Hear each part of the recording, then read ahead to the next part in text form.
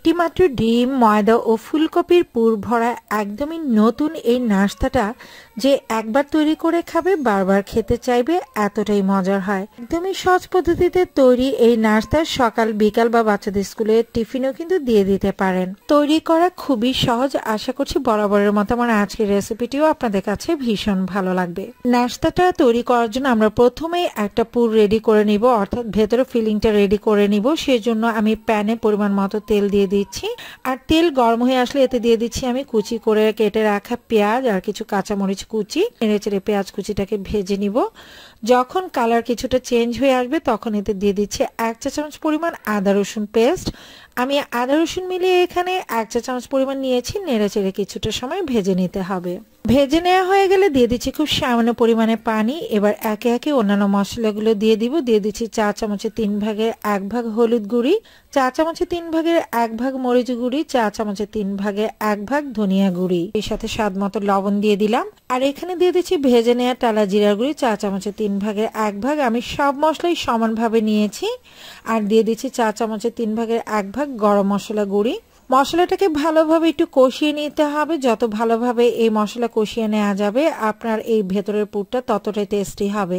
এবার এতে দিয়ে দিচ্ছি আমি কুচি করা ফুলকপি। আমি একটা মিডিয়াম সাইজের ফুলকপির অর্ধেকটা এরকম কুচি করে নিয়েছি। আর আমি পুরটা একটু বেশি করে রেডি করে নিচ্ছি, আপনারা আপনাদের পরিমাণ মতো করে নেবেন। 2 থেকে 3 মিনিট খুব ভালো করে মশলার উপরে এই ফুলকপি কুচিটাকে কষিয়ে নিতে হবে। এবার খুব সামান্য পরিমাণে পানি দিয়ে দিলাম যাতে করে ফুলকপি কুচিটা ভালোভাবে সেদ্ধ হয়ে যায়। ঢাকনা দিয়ে ঢেকে এটাকে রান্না করে নিব। তবে মাঝে মাঝে কিন্তু উল্টে পাল্টে দিতে হবে, তা না হলে দেখা যাবে এটা আবার তলায় লেগে যেতে পারে। তো ফুলকপি কুচিগুলো বেশ অনেকটা সেদ্ধ হয়ে এসেছে। এই পর্যায়ে দিয়ে দিচ্ছি আমি কুচি করে কেটে রাখা টমেটো। এতে করে এই পুরের টেস্ট দারুণ হবে। টমেটো কুচি দিয়ে নেড়েচেড়ে কিছুটা সময় ভেজে নিতে হবে। এবার এই ভাজিটাকে একটা পাশ করে নিচ্ছি, একটা পাশ সাইড করে নিয়ে আমি এখানে দিয়ে দিচ্ছি সামান্য পরিমাণে তেল। আর তেল দিয়ে আমি দিয়ে দিচ্ছি 2টা ডিম। সামান্য পরিমাণে লবণ দিয়ে ডিমটাকে আমি ফেটিয়ে নিয়েছিলাম। এবার ডিমটাকে ঝুরি ঝুরি করে ভেজে নিতে হবে। তারপর ফুলকপির ভাজির সাথে এই ডিমের পুরটাকে ভালো করে মিক্স করে নেড়েচেড়ে আরো মিনিট 2 ভেজে নিতে হবে। তো আমার ফুলকপির পুর কিন্তু একদম রেডি নাস্তাটা তৈরি করার জন্য। আমি অপেক্ষা করছি এই পুরটা ঠান্ডা হয়ে যাওয়ার জন্য। আর এইভাবে পুর রেডি করে কিন্তু আপনারা রুটি বা পরোটার সাথে সার্ভ করতে পারেন, খেতে ভালো লাগে। তো পুর ঠান্ডা হতে হতে এই ফাঁকে আমি ডোটা রেডি করে নিব। তো ডো রেডি করার জন্য আমি মিক্সিং বলে নিয়ে নিচ্ছি এখানে মেজারমেন্ট কাপের 2 কাপ পরিমাণ ময়দা। চাইলে কিন্তু ময়দার পরিবর্তে আটা দিয়েও নাস্তাটা তৈরি করে নেওয়া যাবে। দিয়ে দিচ্ছি স্বাদ মতো লবণ আর তেল দিয়ে দিচ্ছি 2 টেবিল চামচ পরিমাণ। খুব ভালো করে তেল লবণটাকে ময়দার সাথে মিক্স করে নিতে হবে। আমি হাতের তালুতে রেখে ডলে ডলে তেলটাকে কিন্তু মিক্স করে নিচ্ছি। আর এই পর্যায়ে ধৈর্য সহকারে কিন্তু মিক্সিং এর কাজটা করে নিতে হবে। অল্প অল্প পানি অ্যাড করে একটা ডো রেডি করে নিতে হবে। আমরা যেমনটা রুটি বা পরোটার জন্য ডো রেডি করি ঠিক সেম ভাবেই একটা ডো রেডি করে নিতে হবে।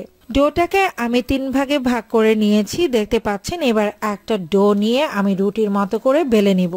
সামান্য পরিমাণে আটা ছিটিয়ে নিয়ে আমি এটাকে বেলে নিচ্ছি। আর এই রুটিটা খুব বেশি পাতলা বা মোটাও হবে না, পুরোটা এমন হবে। এবার আমি যে ফুলকপির পুরটা রেডি করে নিয়েছিলাম সেখান থেকে কিছুটা দিয়ে দিচ্ছি আর সমানভাবে রুটির উপর এটাকে ছড়িয়ে নিতে হবে। রুটির লাস্ট প্রান্তে আমি সামান্য পরিমাণে পানি লাগিয়ে নিচ্ছি যাতে এটা ভালোভাবে সিল হয়ে যায়। এবার এক পাশ থেকে রোলের মতো করে এটাকে পেঁচিয়ে নিতে হবে। আর লাস্ট প্রান্তের দিকটাকে আমি উপরের দিকে তুলে নিয়ে ভালো করে আটকে দিচ্ছি, অর্থাৎ সিল করে দিচ্ছি, তা নাহলে ফুলকপির পুরটা কিন্তু বেরিয়ে আসবে। আর রোলের 2 প্রান্তের লাস্ট যে অংশগুলো রয়েছে সেগুলো আমি খুব ভালো করে আটকে নেব। এবার একটা ছুরি দিয়ে এটাকে আমি 3 ভাগে ভাগ করে নিচ্ছি। আপনারা চাইলে 4 ভাগে করে নিতে পারেন। আর বেশি বড় সাইজের রুটি করলে সেক্ষেত্রে 5টা বা 6টা করে নেওয়া যাবে।